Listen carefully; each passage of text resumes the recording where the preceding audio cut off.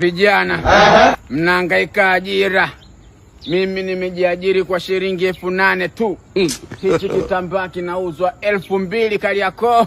Hey, ungo wa Mama Angela kidogo una mboga mboga, lakini nimetoka kuuchukua tayari upo ofisini.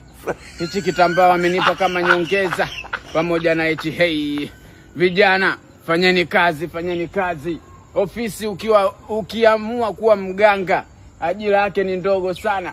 Kikubwa uongo, uwe una misimamo, na pia uweke ofisi inakaa popote lakini sio barabarani. Hey, inaitwa Mawenzi Cosmetics. Hawa ni wauzaji wa vipodozi kwa bei ya jumla na rejareja. Hey, bwana, kama una duka lako, umefungua duka lako, unataka vipodozi, sehemu ni ya kuchukua ni moja tu, Mawenzi Cosmetics. Hey, wanapatikana pale Kariakoo, mtaa Msimbazi, hey, Mafia na Jangwani. Hey, sijui nianze na yopi hapa. Hakuna. Mkuja.